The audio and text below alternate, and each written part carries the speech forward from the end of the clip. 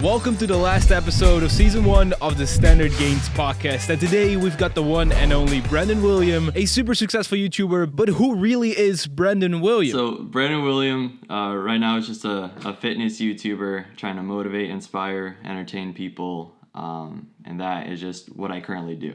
All right. That's a quick little description. Yes, and there's actually a lot of mystery around you. I mean, at least if you search on Brendon William, there's a lot of stuff I could find. I found 4 different ages, and I found lots of different people. Actually, a lot of football players. Brendon William. And I also found Vine Star, and then I was like, Vine Star. Oh, that's probably wrong. And then I realized, wait, your Instagram handle is Brendon William Vine. Yeah. Can you explain a little more? Like, who are you? Who are you? Who is Brendon William? Let's try again. Yeah. So I'm 21. Yeah, I found a lot of 20. I found 24, 25, we 26. were discussing prior, and I said he looks much younger. But maybe So there goes the compliment. Okay. Thank you. I appreciate it. Actually, no. Yeah, there's no compliment. There's no compliment Yeah, I anymore. look young. Yeah. When I was 13, 14, that was like my start to social media. And I just started recording these quick 6-second entertainment videos.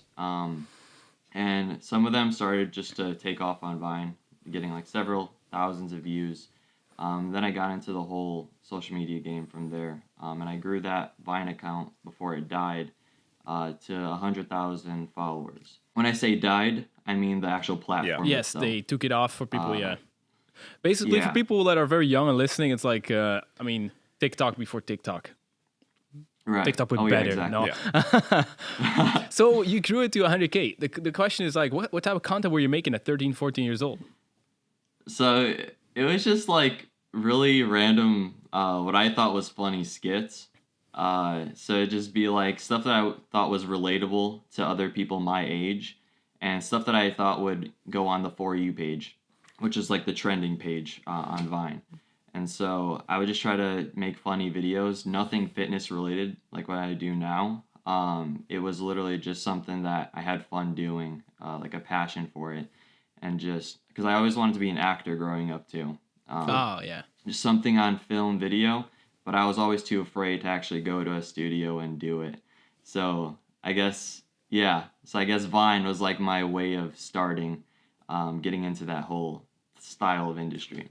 All right. So one of the things that I quickly could find, because you joined like just prior to this podcast, so you played volleyball at a pretty high level. You did. Is that? Yeah, apparently he did. So tell us a bit about that as well. Like, what's your background in sports in general? Yeah. So I wouldn't say it was like super high level. Like we were in like I think 2nd division, 1st division in high school, and so I played indoor and also beach volleyball pretty much all 4 years of high school, and but before that I was doing martial arts, karate, Tang Sudo, Taekwondo, for about probably 8 years or so. So I had that as my like sports background. And then I got into volleyball, and I honestly wouldn't have got into any of sports if my friends didn't push me to do it. Because once again, I was sort of afraid to join any sport because I just didn't know what I was doing. And I don't know. I guess I was afraid of the judgment of learning a new sport. So I got pushed into volleyball. I absolutely loved it, and I just kept playing. And that's how I just started kind of, even with fitness as well. Because you have to get stronger for volleyball, and I was super skinny and weak when I first started. So, So does that mean how tall are you? I'm not tall at all. I'm 5'10". I can just jump high. In terms of your fitness journey or your workout journey, where did it really start? Was that the volleyball part? What age were you there? I think I was somewhere around 15. 14, 15 is when I first started just into sports or fitness in general. I first started actually going to like a gym, just like weight training. And I had no clue what I was doing. I was just lifting random machines, thinking I was doing something. And then I also got into calisthenics around the same time. And I was inspired by a few people. Heria is one of them. And these guys had beef, but Austin Dunham too. Yes. I watched his like tutorial videos a while back. and even abnormal beings. Oh, nice. I remember watching his videos a while back, and I'm thinking, like, damn, like, how the hell does he do all these muscle-ups, pull-ups, all this crazy stuff? And then you went to So- later collabing with Chris Heria. That's a fun Yeah. bridge Yeah. to that. But like you just had your journey starting with not really knowing what to do and then going into calisthenics. All right. Exactly. And I also wanted to take the cheap route to fitness and not pay for a gym membership because literally for the first 4 years of working out and in high school, I would just sneak into gyms, like hotel gyms, random whatever kind of gym I can get into, I just sneak in. I could afford it, but like I don't know. If I ever felt like lifting weights, I would just sneak into a gym. But usually it was just calisthenics. Yeah. Cool. So basically, the volleyball, calisthenics, gym, it's also something that you still see that in your current video. So you do a lot of 30 days training as a boxer, 30 days training as something else. I do wonder, Yeah. do you feel that, because if I think, so I go to the gym mostly more than I do calisthenics, and you just have sort of a plan for 8 to 12 weeks, you know, you have all these, you know, progressive overload you try to achieve in order to get certain results.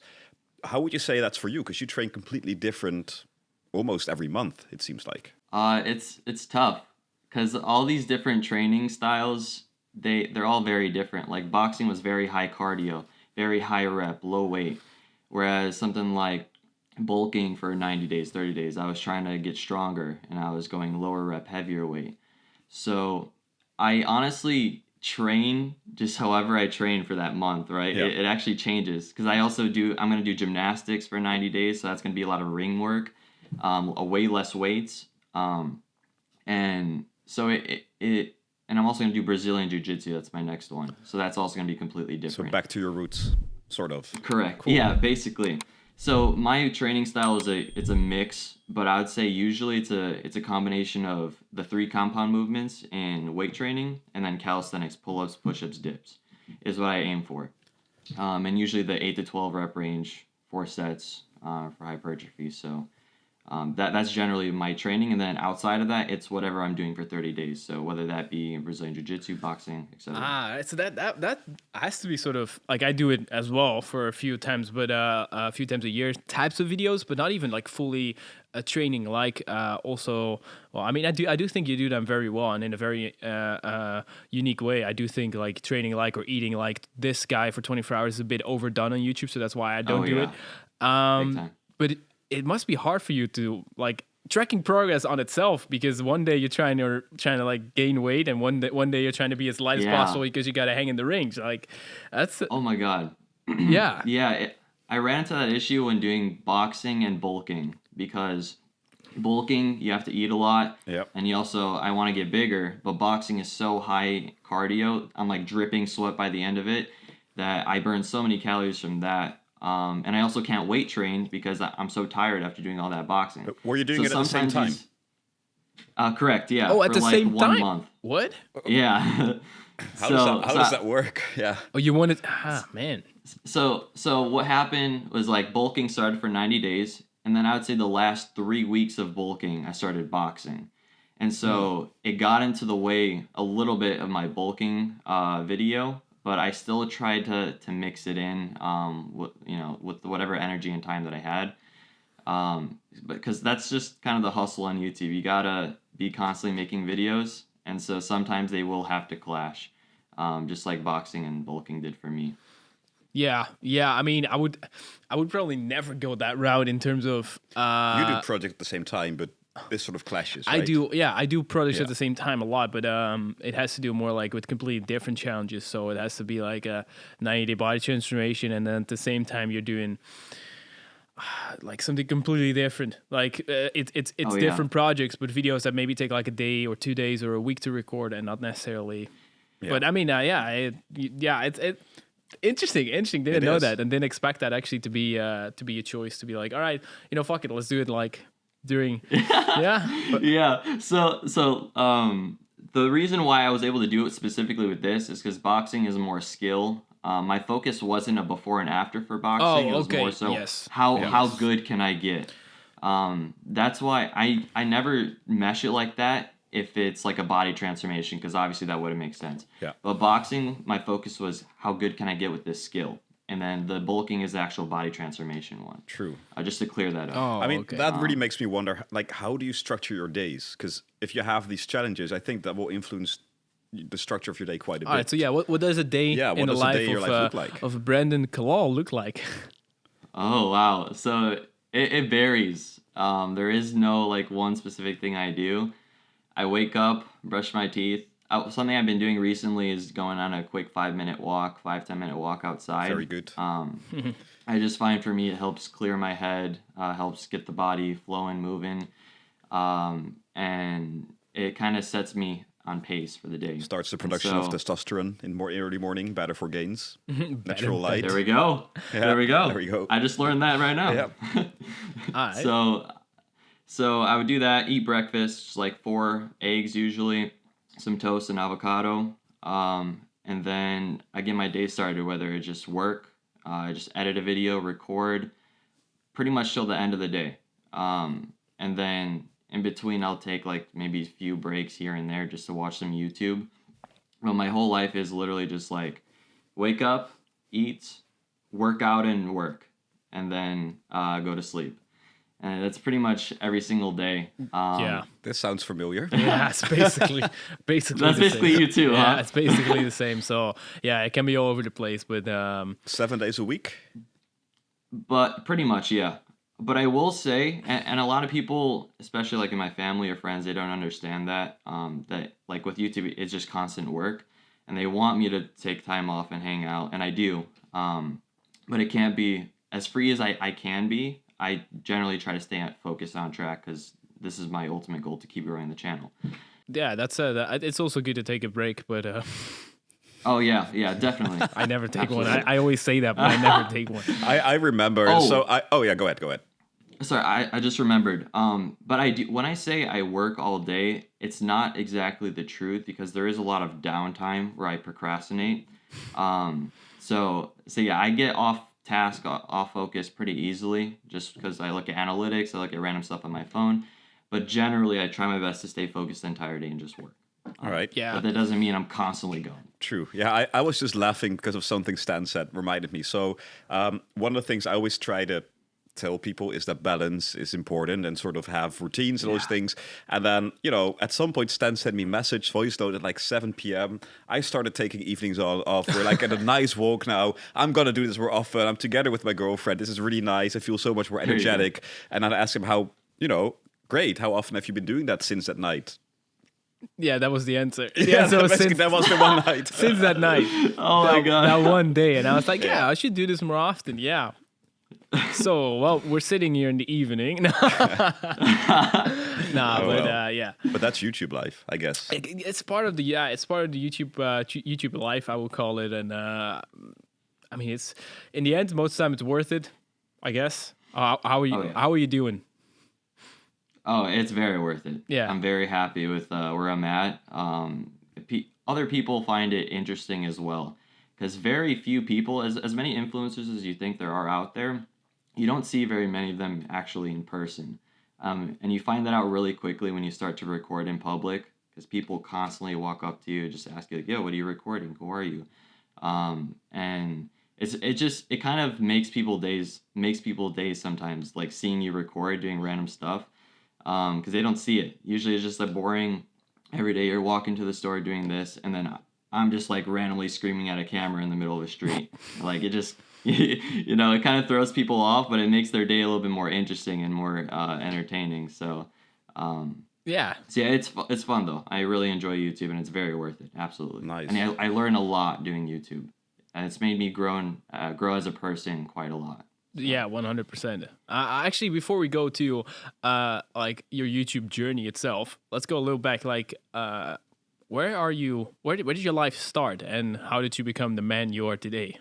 I was born in Chicago, Illinois. So in the United States, I know I talk about being Lithuanian outside of... Exactly. That's what Yeah. why I asked this question. And now also the last name makes more sense than William.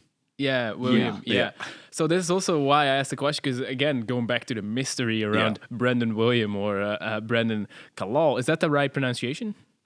Kalal, Yeah, Kalal. Yeah. There you go. So I mean, the sort of mystery behind that is that when you search on your name, you do get like, oh, he's Lithuanian as well. So how do you live in the U.S.? And I mean, you sound like a native U.S. speaker. So like there's a lot of obviously questions. But all right, yeah. So you are born in the U.S. Oh yeah. So born in the U.S. My mom's side is Lithuanian. My dad's side is American. All right.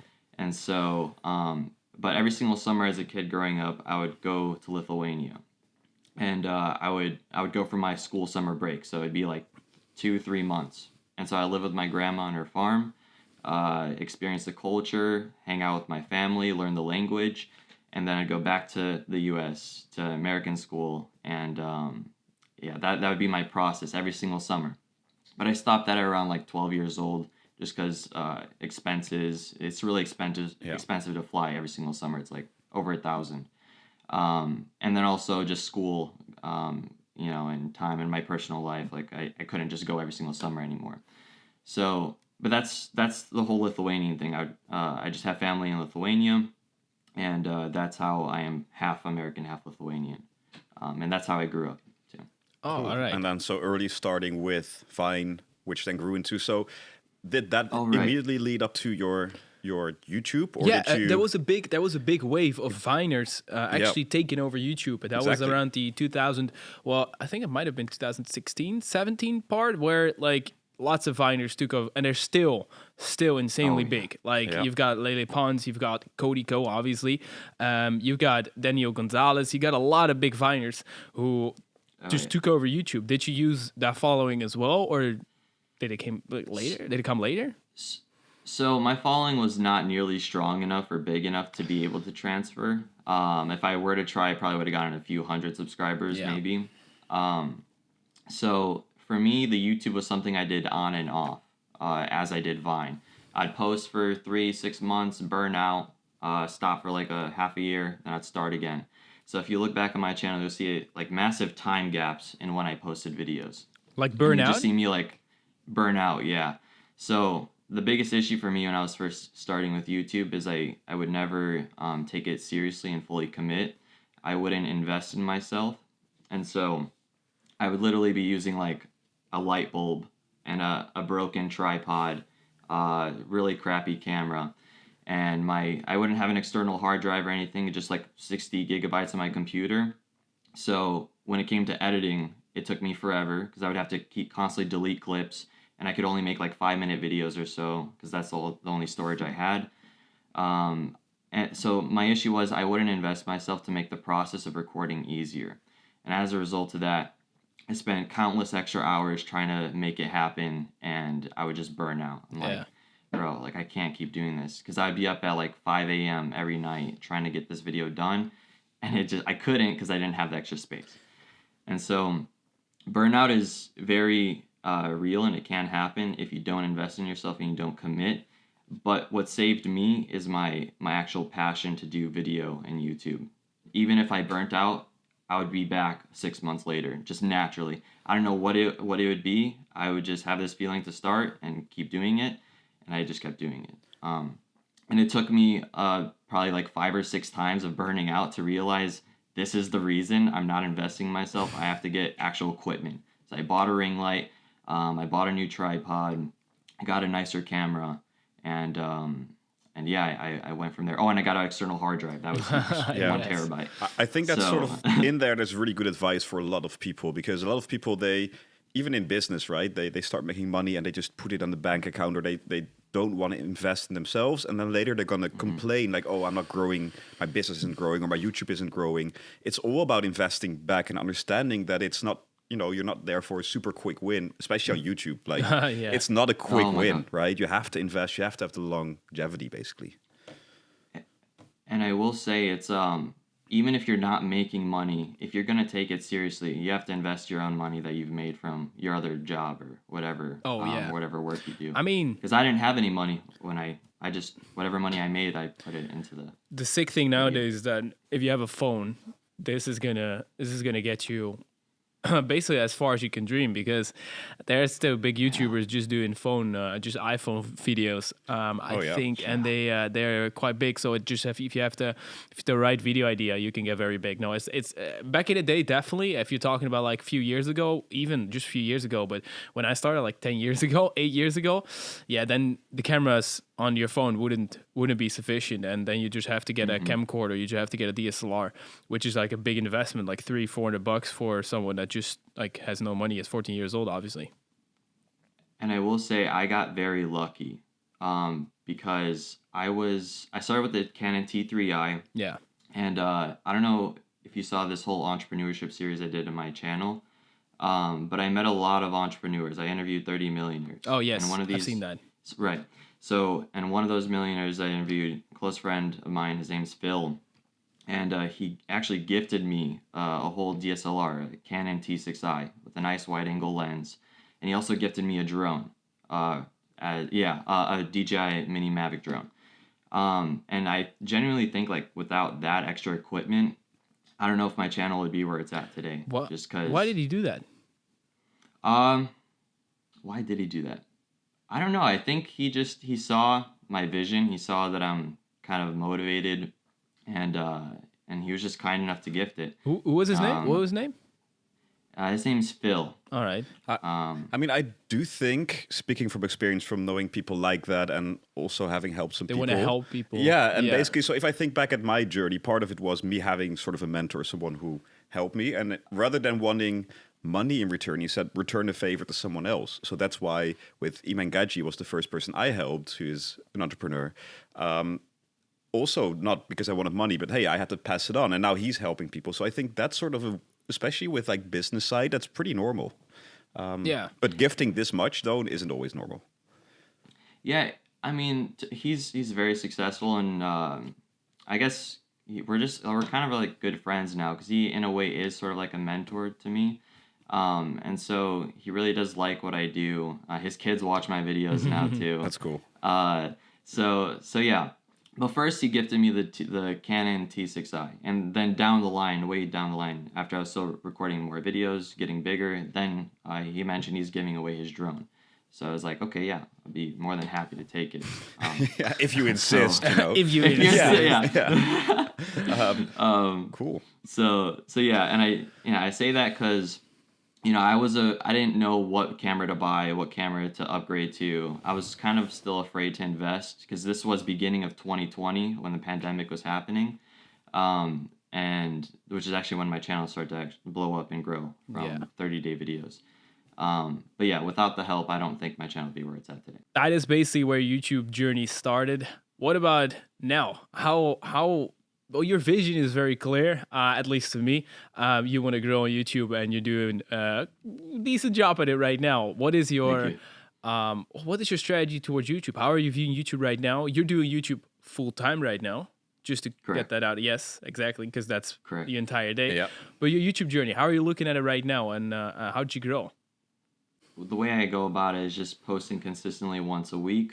I go for novelty and quick storytelling style videos, where I have a strong why in every single video, and I try to open up a bunch of loops in the intro and close those loops throughout the video, for people's curiosity. So, and then the novelty is especially important. You'll notice in the beginning of every single video, I'm usually in some random location, and that is just so I'm not in my room introing every single time. I got really bored of that.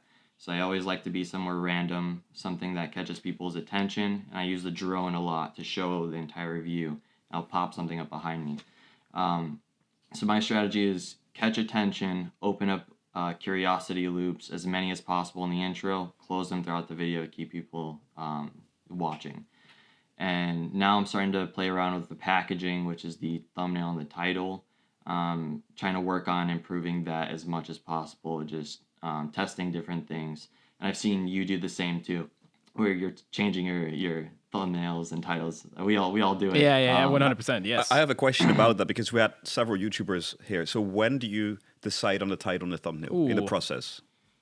Oh, okay. So, I mean, the ideal answer is first. I always do it before a video. That's Okay. the ideal answer. Yeah. But most of the time, I have a very general, rough course. idea of what it's going to be. And then I shoot the video. And I'm like, okay, what's the actual title and thumbnail going to Yeah, be? but that's the same as what you have, basically. Yeah, You basically. try and think of it, but it will change 99% of the time. Yeah, during the video. 90% of the time it changes, or at least a lot of stuff changes. But yeah, I do have a very clear idea, or at least multiple options that I know when it's gonna work. Yeah. Like maybe it doesn't work because when something is uploaded on YouTube, it gives a different feel. So you only know once it's on YouTube. It's just something weird. It's something weird that's going on mentally. That's right. If you see your video in, I don't know, the homepage, or you see it on somewhere else, and then you're like, wait, it doesn't look that good now. I need to change this, or it needs to be brighter. Then that's the way why I would change some certain stuff, or when it's not performing. Because to tie into that question, when would you change it in terms of when do you think it's performing bad? Is it when your views are not as like it's a 10 out of 10, like worst performing video, or it's a 5 out of 10, or it's because the click-through rate is like, I don't know, less than 6%, 5%, 8%? Usually, I give it a couple days. I try to, unless it literally just tanks and like really underperforms, which hasn't really happened before. But usually, I give it a few days and I see the view analytics just kind of die off. Yeah. And it's just because usually, if a video is going to do well, it's going to keep some sort of up pace, like 1,000 views an hour, something like that, and it should keep that pace, and it should actually start doing increments like that. But if I see it just completely slope down and that's it, dies off, then I think about changing the title and thumbnail. Yeah. And something I did with my Bugatti video, the golden Bugatti video, where I saw that. video, yeah, it performed very bad first time I posted it, 10 out of 10. And then I changed the title, changed the thumbnail, and a couple weeks later, it's at 1.8 million views. So it's very powerful if you change the title and thumbnail. It can. Let me see if I remember. Let me see. The title right now is "Do One Push-Up, Drive 1 Second in World's Most Expensive Car." Was the first one was "Every push-up is 1 second in the most expensive car." Yes. Okay, so you changed the title. Thumbnail was also different, right? Thumbnail was I think the only difference with thumbnail is I added a price tag and I took out text. Yes, Yeah. that was it. Okay. The funny thing is, what you said, what the old title was, is something that I see you do a lot. Like one push-up is, right? Or one Yeah, X it equals. differs. Yes. So it's always funny how, it makes a lot of sense why you came up with that title, because you see other videos perform well, and then for some reason it just doesn't on your video, yeah, right? that's a very interesting one. Yeah. That's sort of, but yeah, do you have an explanation 100%. for that, or is it just YouTube being YouTube? What works for one channel isn't going to work for another one, and I definitely like to test around and play with that. So like Brownie, your titles are very different. It's like if I were to do that same title, and we've seen right now, it doesn't perform well on my channel, but it does perform very well on your channel. So I think there is something about different YouTube channels, and probably just your audience and how they're conditioned to view your videos. Like if they know a title is a Brownie title, if they know a title is a Brendon William title, they're more likely to click on it. But if you do a title that's something that you normally don't do, then I think click-through rate could suffer. So that might be my explanation for that. I agree. At the same time, I think about this cheesy quote, which is, if you do what you always did, you get what you always got, right? So if you always do like a Brendon title or always a Brownie title, then it's very maybe good for your existing audience, but your goal is not to keep the same audience. Your goal is to grow. So stepping out of that box, in my mind, but keep in mind, out of the three of us, I'm by far the person with the least amount of knowledge on YouTube. To me, that would make more sense. Yes, that is 100% true. And in YouTube terms, it is a little bit less true because if your titles work, they should work. Also, for a bigger if your audience watches, then of course it's going to be pushed to more other people as well. But it does, but it does work the other way around as well, because if my title works, then my titles should work for you. Like if my titles work like for viral videos, they should work for you in the long run as well. So maybe your video is a 10 out of 10 in the first day, but maybe in the first month it's a 1 out of 10 because of the title. But hey, that's all just in hindsight, and all just wait, maybe. So like maybe your video would have gotten 10 million views now instead of 1.8, which like pretty sick already. But hey, you get it. Like no. I think you did the right choice changing the title in this case. But lesson of the day: use Brownie titles, and your videos will go viral. Yeah. Definitely not. I Exactly. mean, there's a lot of stuff. The thing is, YouTube is a very fast and crazy platform where one time you can have a very good title, and if you upload the same video, same title, same thumbnail, same length, a year later, it doesn't work. Yeah. Or a month later. Yeah. Or a month They later, can or go a day fast. later. So let's get back to your story. So that's how YouTube started. That's basically what you're trying to do right now to grow. What's the goal? Like, what's the vision? Where do you want to go when it comes to YouTube and the business around it? So what I have in, yeah, it's hard to say because it's not like I have this ultimate goal of like I want to be at this exact position. Like all I know for sure is I want to grow the channel to over 1 million subscribers and beyond. And I just want to continue to entertain and potentially branch into different businesses relating to YouTube. Or not relating to YouTube as well, because the thing about YouTube is it brings up a lot of different business opportunities along the way, and you learn a lot of things like just editing and like because if you learn editing from YouTube, you can apply that to marketing, and I've been getting to Facebook ads right now, kind of playing around with that, trying to learn it. So my ultimate goal is just to continue doing YouTube, get better, talent stack, just keep stacking skills on top of each other, and then just become as good of an entrepreneur, businessman, entertainer that I can. Is my goal. Yes. Right. So the answer, which is actually a very common answer and very in the creative space especially, is you'll see what pops up. You'll see what happens, and then legit. Yeah, basically. You never know. No, You exactly. Which is really funny because we had, so last week we had Marijn on the podcast, which is a big fitness influencer from Holland, which you may know as well.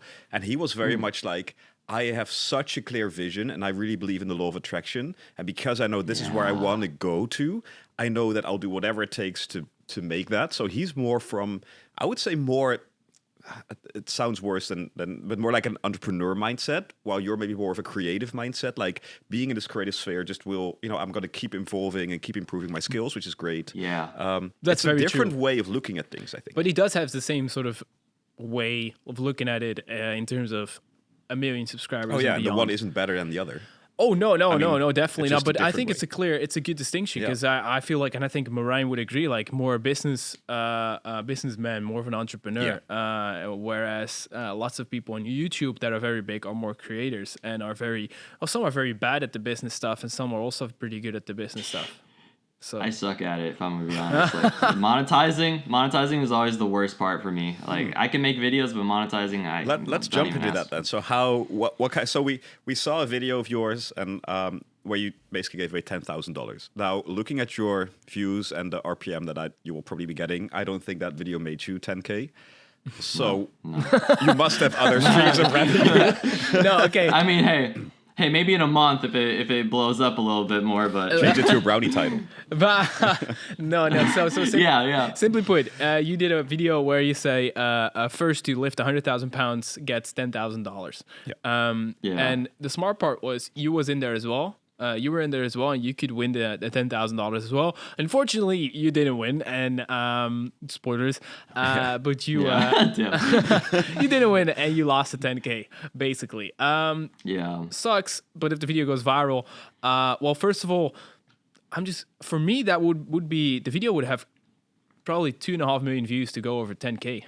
So I mean that's it has to do a decent amount of views. So that's why sort of like Yeah. monetization, the bridge, show how, what other revenue streams do you Yeah, have? why do you spend it? Yeah, I mean, Okay. why you spend 10K makes sense because Yeah, you want to of invest course. into the channel, make sure you get those pop-in titles. But how are you actually able to Right. spend 10K and lose it like that? So, should I go over income sources? Yes. Yeah. Maybe that. Okay. So there's YouTube AdSense. That's just general. Yep. And then there's the one-off integration sponsors, which I had for that video. There's Transparent Labs, which is a separate, because I have them sponsor me and also affiliate sales that I get from them. Workout programs. I just have one, but I'm working on a second one right now. And then I have the whole YouTube consulting / marketing thing. And then merchandise. And then investments, a little bit, crypto, stocks, and that's it. So you do have YouTube consulting as well. Yeah. So Basically, it's more so with local businesses. So I'll help them with their content. I'll create video ideas for them. I'll like have 1 hour meetings with them 4 times a month, and so I help brainstorm with them, create their ideas, and then either they record it themselves, or I have someone go record for them, and then we take care of the editing, and then we just post on their channels or social medias, and we basically create content for them. What is and I help them brainstorm. what part of the pie is that? What part of the revenue stream is that? What does that bring in basically? Like percentage wise? It's nothing crazy. It's just maybe an extra few thousand a month, but I would say, like 20 to 25% of the revenues. Okay. And this is really just money that is pretty easy. Like I could scale this if I wanted to, but I really want to focus on YouTube.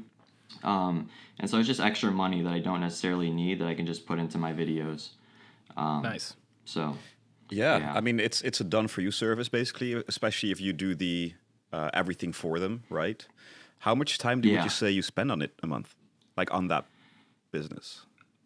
I would say somewhere around maybe 10 hours. Okay. Nothing crazy. That's decent.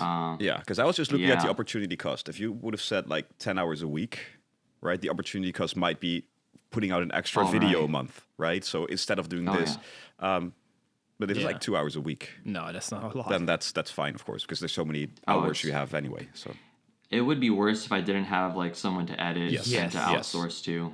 And I don't have that for my own videos, which I need to get an editor, but it's very tough for our style of videos. Hey, someone who finally gets me. Yeah. Yes. Because do you have a younger brother?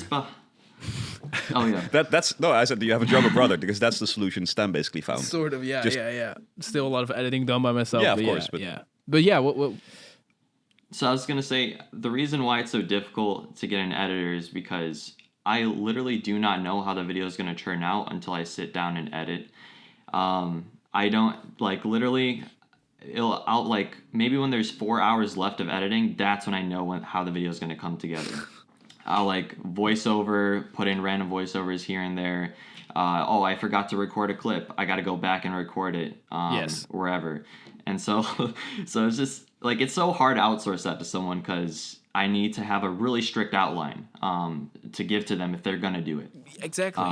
It I want to say so much, like obviously, because if you say to someone, "Can you create a video out of this?" they will send you a video back, but they will not say, "Wait, maybe you should record this, or maybe this is missing, or this." They have no clue. Also, people, they are very talented, very good at editing, very good at recording, very cinematic, but that's wrong. That's not YouTube. That video will not go viral because it's too cinematic. So there's a big difference there. And also, you say 4 hours, the last 4 hours. How much percentage of that is from the entire video? Because I can imagine looking at your videos, quite similar to my videos. What is like the 4 hours? What percentage is that? How long do you take for a video? So for a video, if it's like a 30-day, 90-day, Yeah. it might take me like 12 to 15, 18 hours of just editing. That's fast. That's fast. You should. that's fast? Did you see Stan's face just now? I thought you were going to say that's a lot. For the entire video. Okay, well that's like me actually sitting down and editing. There's probably if you're talking about like actually recording, No, there's a lot I'm talking more about to it. editing. Oh, just editing.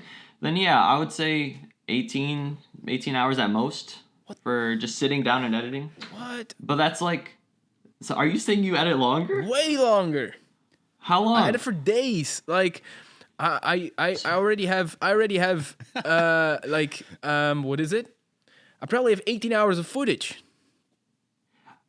So, oh wow, that's a lot. Of Well, footage. not 18 hours, but it probably takes it takes my brother like 15 hours to go through all the footage, and gets all the everything imported into the projects and just cutting out all the bullshit. Like, So here's how my process goes. I take all the footage, put in the timeline, cut out all the dead space, leave the takes that I like, and then I get into I like write an outline separately of voiceovers and how I want the storyline to go. And then I start putting in the effects and doing all the creative work. And that's the part that takes a lot of time is the cutting out the dead space, maybe like 5 to 10 hours. And then the actual creative part is after that, another 8 hours or so. But I do edit over the course of a few days. It's not like I'm just 18 hours straight. Of course. Of course. When I look at it, when I look at the hours, I'm thinking like when I'm actually on the computer in Final Cut Pro editing, like 18 hours. So yeah, so not the voiceover, not the creative stuff. Yeah. Outside of that, like my mind is constantly going when it comes to YouTube, like constantly what this video is going to look like. This shot, how's this shot going to look? You know, stuff like that. Yeah, okay. So then you're looking more like an entire week working on a video. Yeah. So I try to get a video out every week, and now because my videos have been getting a little bit more complex, it's been taking me like a week and a half to post a video. Because I'll take like hours just to work on the thumbnail. Even hours to work on the title, and I often have a group chat with all my camera guys, like, yo, what's this like? Do you like this thumbnail? Do you like this title? And they give me feedback, and I just keep making changes until it's what I like. Yeah. Cool. Would you say you're a perfectionist? I don't think so. I think it's good to have some imperfection in YouTube. Then that's a very good thing to have. But yeah, the reason why I asked is because of a lot of things you sort of said during this podcast so far. So you started with, if people wouldn't have pushed me to do sports because I'm afraid that people might, or I'm not good enough, or, you know, those kind of things. And now like about the thumbnail. So it sort of started, you know, it's sort of a recurring pattern. Like, so it was just a question sort of out of curiosity. But maybe I am to a certain extent. Like because I won't stop editing until I like something. I'm usually up. I mean, you understand the same. Like I'm usually up to like 7 a.m., 6 a.m. sometimes. That's not good. Yeah, it's not good. But it's like I need to get this video out the next day, so I have to stay up. But why do you have to get it out next day? I always find an interesting question. I could answer the question myself, but why do you need to get it out the next day? I just feel like it's been too long since I posted a video. And usually I get distracted pretty easily. So I'm very focused at night. So usually it's best for me to edit at night because I keep focused the whole time.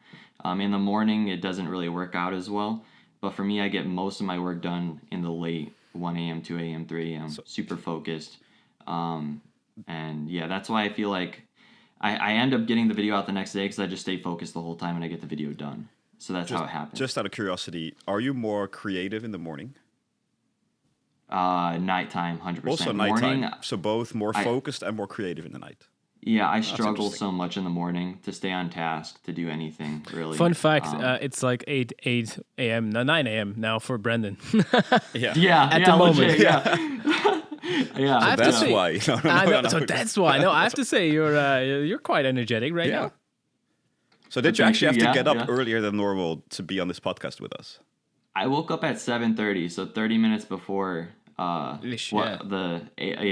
minutes before. So I brushed my teeth, did whatever I got to do. I haven't ate or anything. I just podcast. Let's get it. What time do you normally get up? I would say it's been closer like. Ideally, I'd want to get up by like 8:30, but it's been closer to like 9:30. You are definitely like evening person. Yeah, you're an evening. Yeah. There's nothing wrong with that. No, right? no, definitely There's nothing wrong with that. 100%. It's very important to actually know.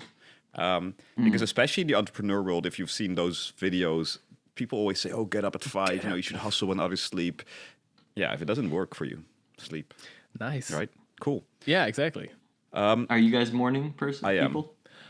Yeah, definitely. Yeah, I mean, I think I do like a good morning routine, but I would say that I am very productive or very creative at night as well in the evening. So I would make a distinction between that creative part, definitely at night, like lots of things pop up as well. But I can be very productive in the morning as well. That's the definition of a morning person. So normally a morning person, and we've discussed in the podcast, so I won't go over all the brain like shit, is that if you're a morning person, you're productive in the morning and you're very creative in the evening. If you're an evening person, you're often creative in the morning. That's why I asked it. But you're very productive and focused in the evening. But of course, that's in general. And sometimes people have a mix. So you're just creative and productive in the evening. So what I think it is the cell phone, social media. Fucks it There's up. a lot of, It definitely gets into the way for being productive in the morning.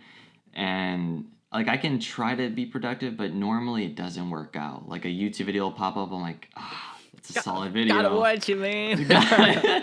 Gotta watch it, or I'll make the excuse like, oh, I'm gonna learn something from this. I'm gonna pick up a new editing trick, something like that. Which sometimes I do, but most of the time it's just entertainment. YouTube, like, where did it start to pop off for you? And let's also make a bridge to, well, at least when I said your name, someone I know said, wait, is that the guy like who did a video with Chris Heria? How did that happen with Chris Heria? So okay. So my whole YouTube like actual growth started at the beginning of 2020, COVID shutting everything down, and total mistake. Like I'm just doing my thing, having fun, making random videos about entertainment, finance, and then I got into fitness. So I saw Tyler Oliveria, I think that's how you say his last name. Oliveira. He made a One Punch Man video for 30 days. It's like, okay, I could do that. I want to see what kind of results I get. So I made a whole video. And I posted that, and that was the first video to take off. 1.8 million views, somewhere there. I was like, oh, dang. Like, I can actually start doing this sort of full time. Because at the time, I quit my job working at a gelato shop that I was working there for like 4 years.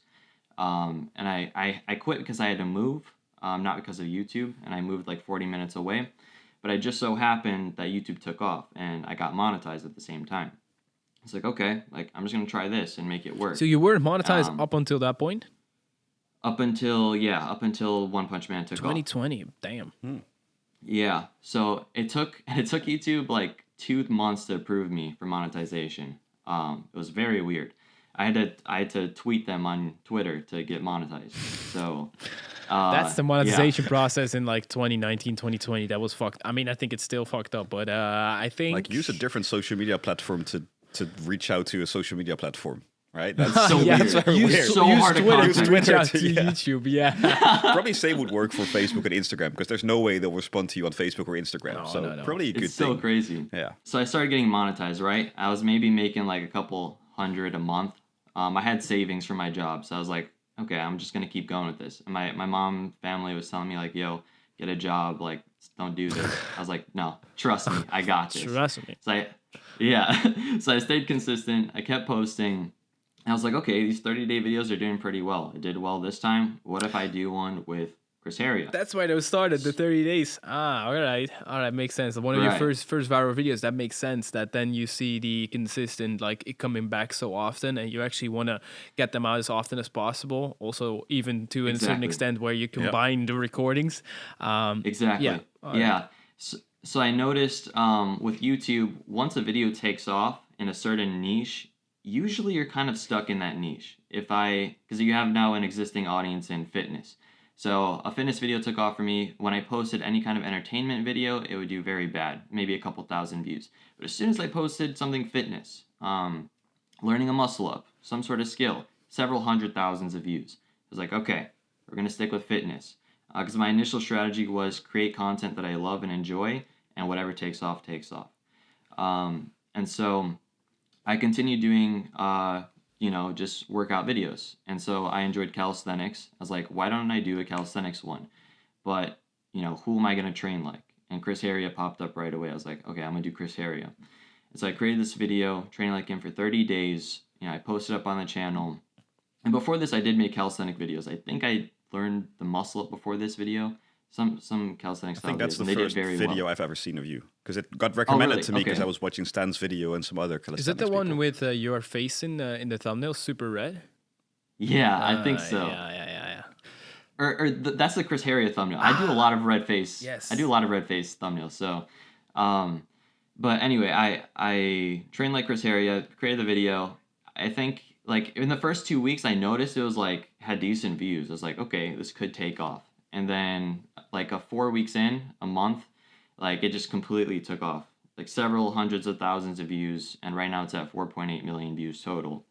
Sick. And I didn't expect nothing from this. And this is kind of going back to how you don't know as a creator, like things pop up, opportunities pop up.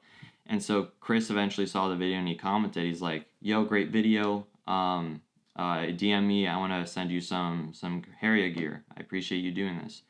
And so I DM'd him. We talked a little bit, and then he sent me gear. I was like, okay, well, if this video blew up, I'm also going to make a video about unboxing gear from Chris Heria. sure enough, that video got almost 1 million views, 800,000.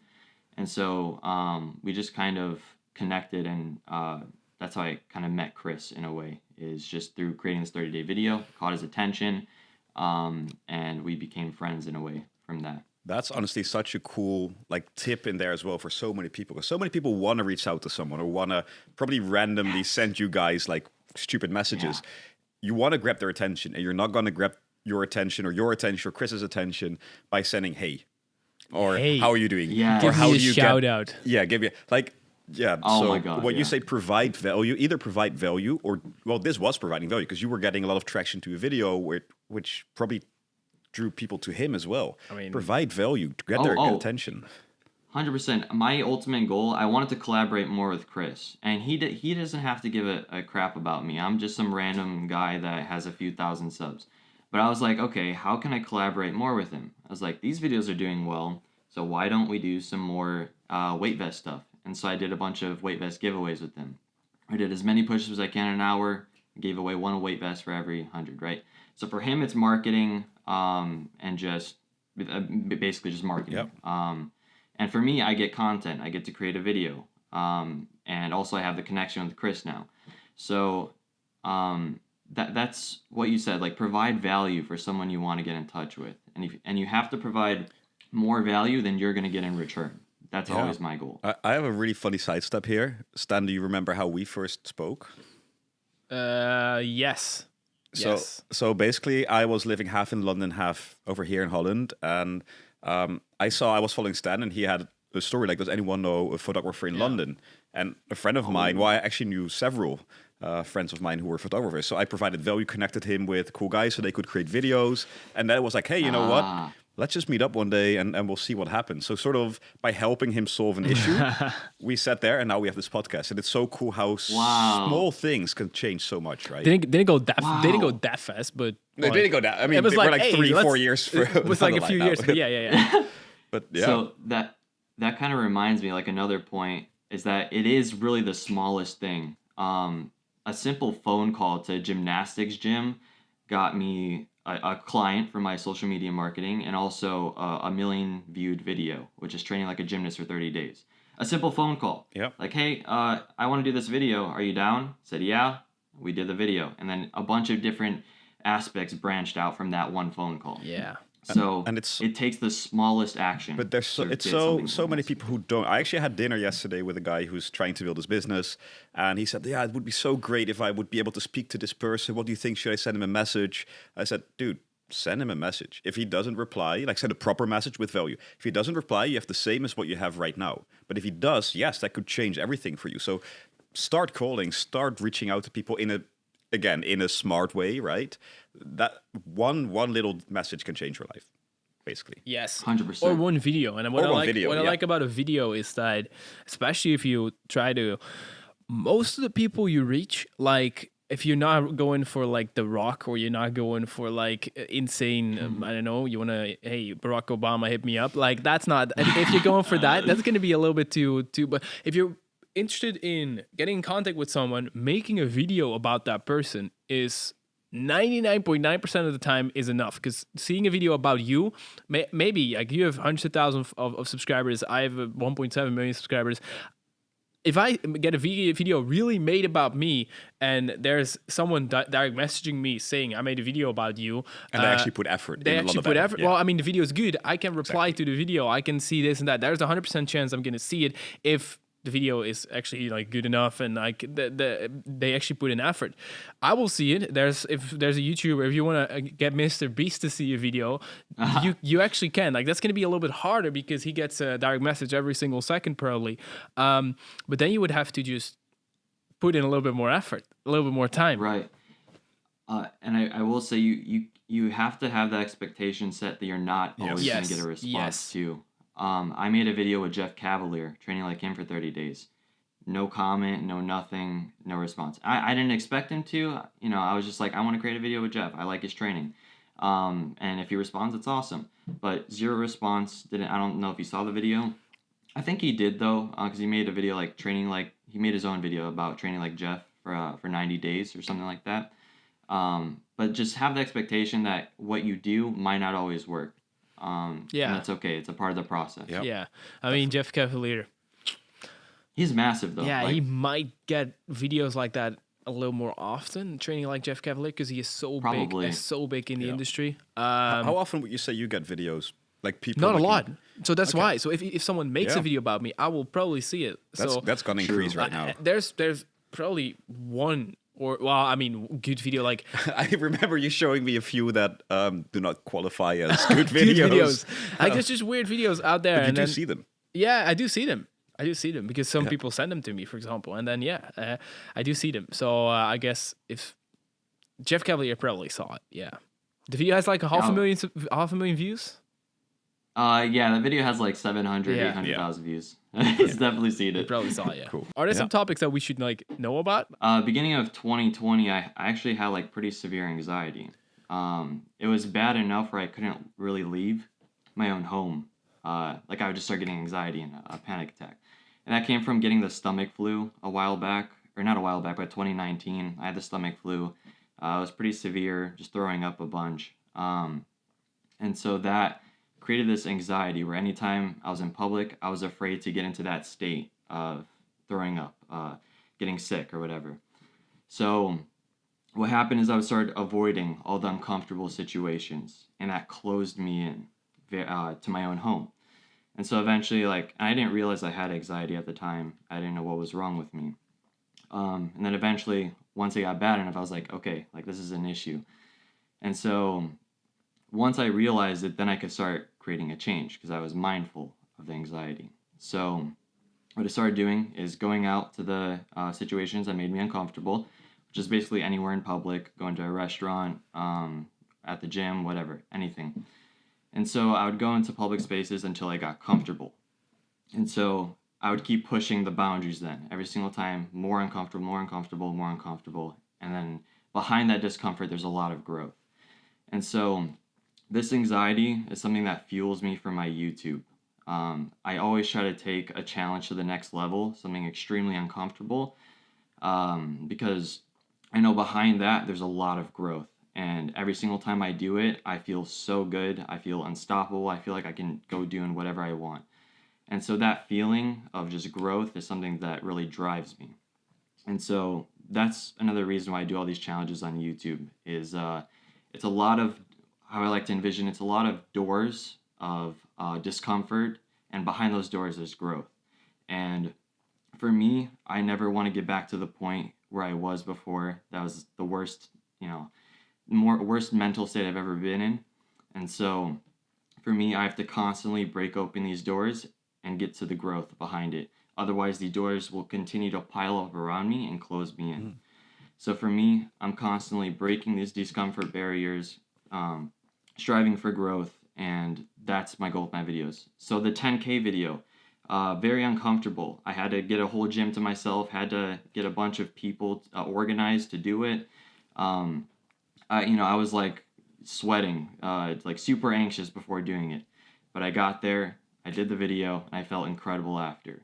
And so each of the videos, they get bigger and bigger, and that's because it's more and more uncomfortable, and I need to get that growth behind that discomfort. And this was around begin 2020, you said?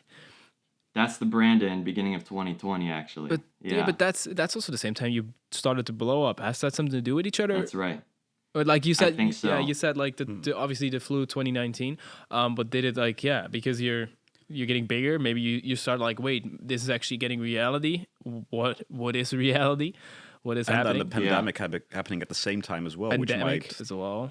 And so I will say the pandemic, COVID, that was never a part of the anxiety, never a part of the fear. It was simply I was afraid of being in a helpless state.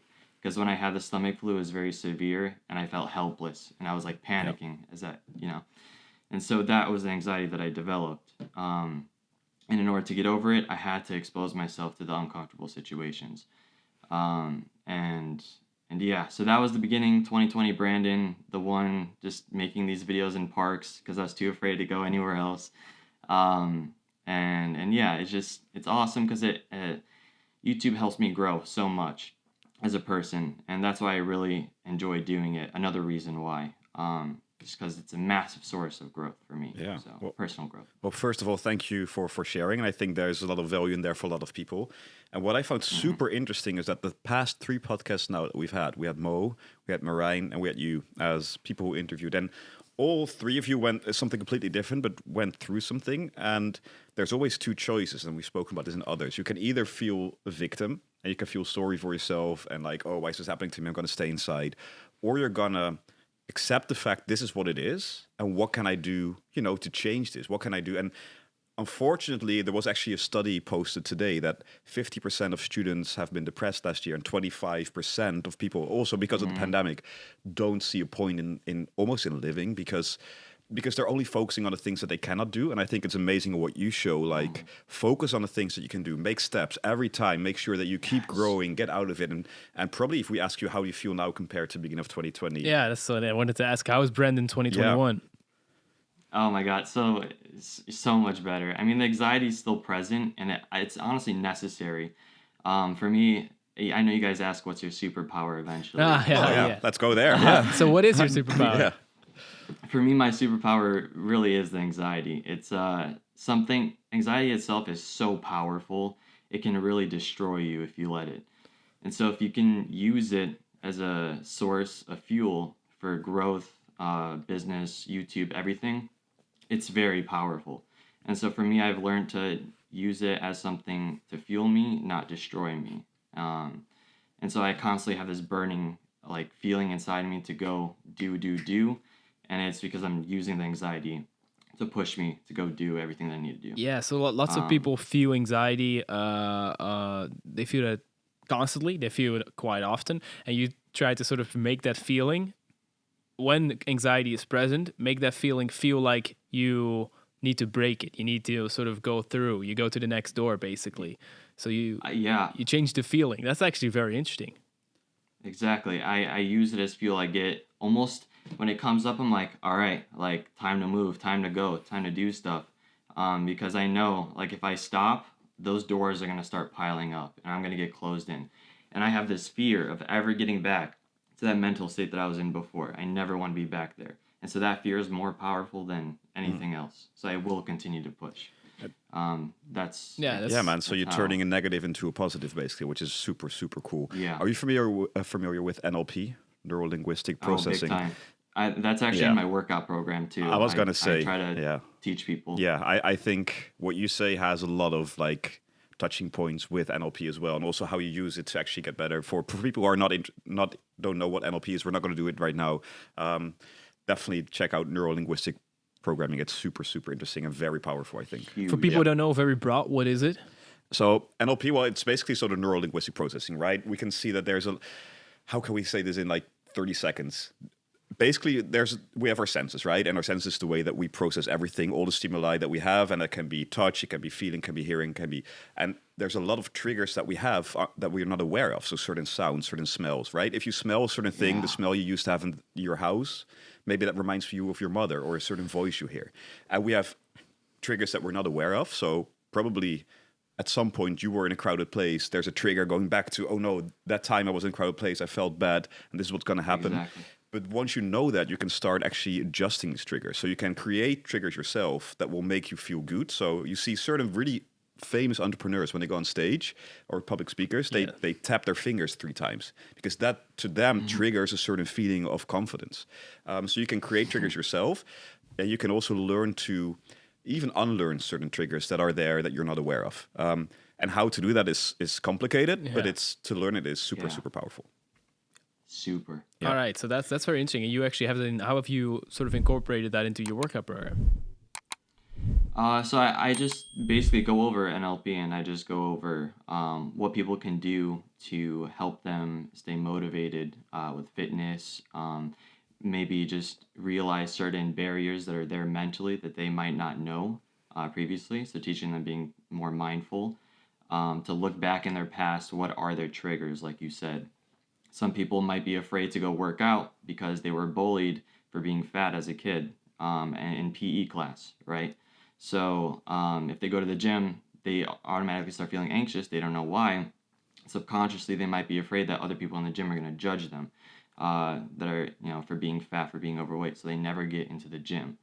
So I try to teach people in the program how they can get over these mental barriers and how they can stay motivated. Nice. Super cool. To achieve their So you're also sort of you're giving the message to others as well. So you're sending the message as well. So it's not just for yourself, but also for others.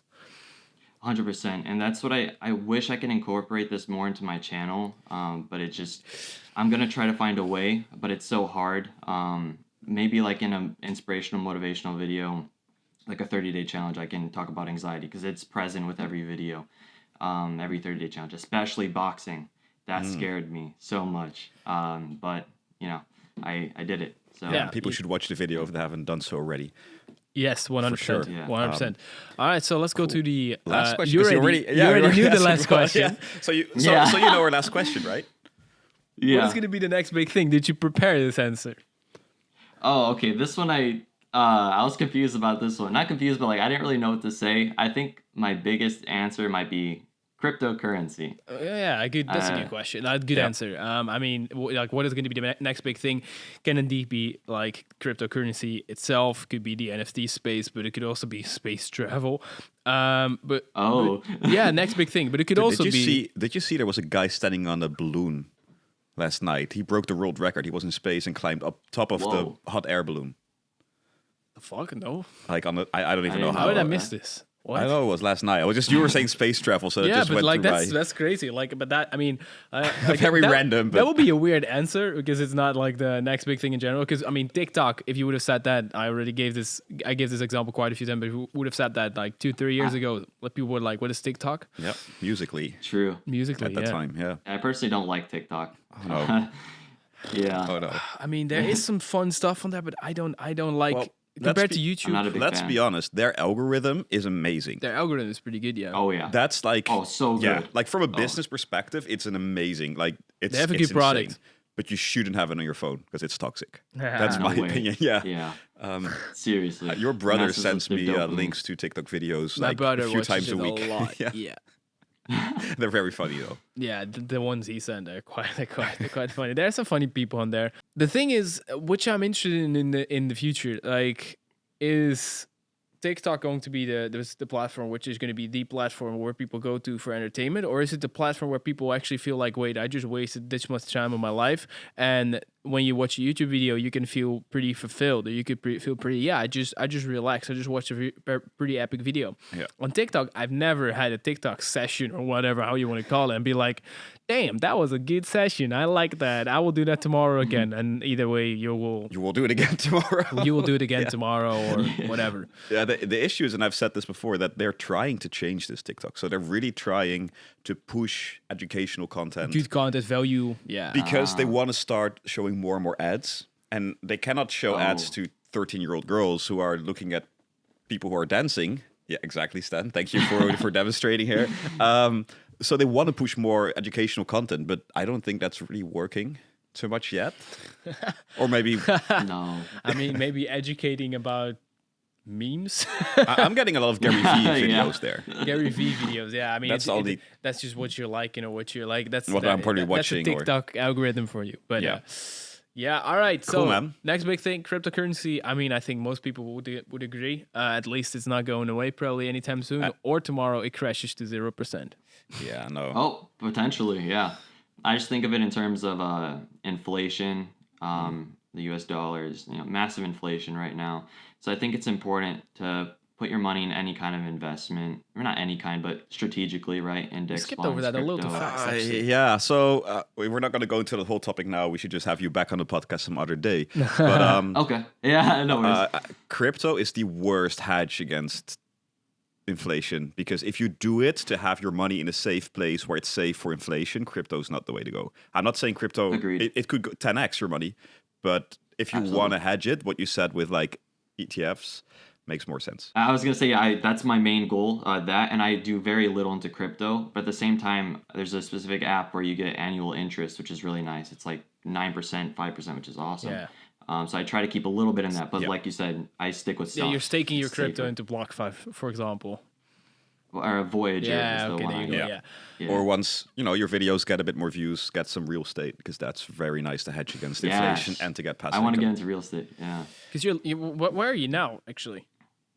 I'm in California, so real estate out here is going to be pretty tough to get And the into. space you are in, like, is this your apartment or your room? Yeah, I'm in my room right Okay, now. cool. I do want to move out and get my own Yeah. my own space here pretty soon. I think beginning 2022 is when that's going to happen. I mean, no rush. You're just saving up money right now. So I mean, True. Yeah, just stacking. Yeah. That's And it. if you want to start getting into real estate, last thing I'll say, start with garage boxes, for example. garage box. Yeah, I mean, Garbage. yeah, so they're way cheaper than houses, and they get a higher percentage-wise return on investment. At least if you're in a very urban area where people don't have space to storage everything, so that's why you have storage lockers or garage boxes you can buy. except if you just have laying around like a few million, then you can do both. Oh, and Stan, are you in real estate right now?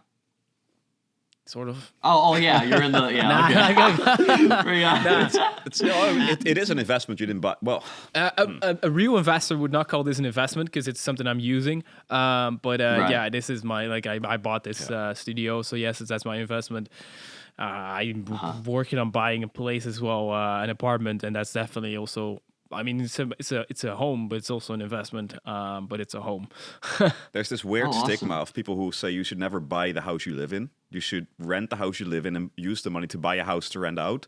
I've never really understood this, to be honest, because I've always bought the houses where I live in, and then I'm in a fortunate position that I can buy some other real estate. Yeah. But I don't get it. I think that's wasting money. I mean, maybe if you do like the whole entrepreneur laptop lifestyle, you don't want to buy a place where you live in because you're Yeah, away then it too makes much. more But sense. that's the only case. So you I can feel think of. stuck and you can't travel and you can't. Yeah. Okay. It kind of makes Anyway, sense. But I mean, we're drifting Hey, off topic. all right, man. Thank you so much for being on the podcast, and thank you so much for being this open and just saying Yeah. basically everything. I think we've covered a lot of mysteries of Brendon Collab. Collab. I wanted to say Brendon William, but Brendon Collab. Which I hope some viewers and some listeners actually are. Hey, wait, that's some new info about Brendon. I think so. So thank you, man. Thank you so much for being on the podcast. Hope you enjoyed it. Oh, absolutely. Yeah, guys. Thank you so much for having me. Such an awesome experience. Cool, man. And everyone watching, smash like, subscribe. Exactly. And all the links to Brendon's socials will be in the show notes description everywhere. Be sure to check it out. Thank you guys so much, man, for being here. And make sure to check it out. Everything is, you know where to find it. Smash like, subscribe, hit bell, and I'll see you in the next episode. Bye bye, boy.